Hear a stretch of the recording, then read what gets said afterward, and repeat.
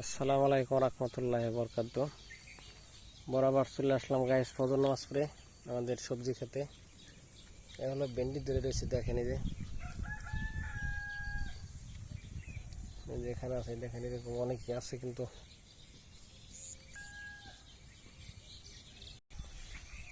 এই হলো জাংলা, এখানে সবজি বলতে আছে আপনার ভেন্ডি লাগানো আছে, কিছু হালকা পাতলা দুন্দুল আছে, আর যেটা ডাটা বলি আমরা ওইটা আছে। আপনাদের এখানে ভেন্ডি দেয়, এই দুন্দুল দেখাই। ফজর নামাজ পড়ে আসলাম, মর্নিং টাইম, ভেরি বিউটিফুল লাগছে। এই দেখেন এই হলো দূরে রয়েছে দুন্দুলে, যে মাশাআল্লাহ রিজকাল্লাহ খায়ের। দেখতে পাচ্ছেন অনেক সুন্দর লাগছে, কিন্তু এগুলো কোনো ওষুধ দিয়ে নেই, পোকের যেটা ওইটা দিয়ে নেই এখনো। এখানে যে পোক সাথেই রয়েছে, দেখেন দুই একটা এগুলো দিলে তো জীবাণু, এই যে পোক। কিন্তু দুন্দুলো দেখেন এই যে অনেক। সকালবেলায় চলে আসলাম গাইস, সকালকার আবহাওয়া দেখানোর জন্য। কি পরিস্থিতি, কি সুন্দর বিউটিফুল আবহাওয়া, কি সুন্দর লাগছে। এই দেখেন জানলাটাই, যে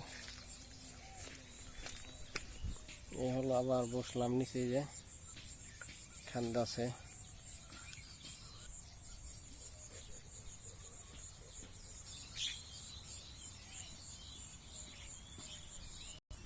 দেখার মতো গাইস সকালকার আবহাওয়া, বিউটিফুল। এই যে মাটিতে ধরে রয়েছে একটা, মানে মাটিতে চলে আসছে জাংলা থেকে।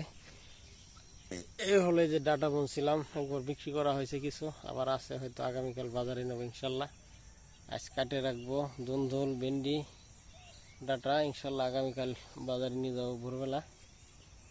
তখন তো 1 মণ 10 পারি হবে দুন্দুল, আর ডাটা হবে বাস মোটামুটি, আর ভেন্ডি হবে হয়তো 10 কেজির মতো। এটা কাল সকালে ইনশাল্লাহ নিয়ে যাবো বাজারে।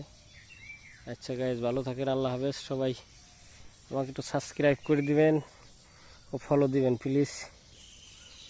আমি নতুন, আপনাদের একজন নতুন আসছে আপনাদের মাঝে।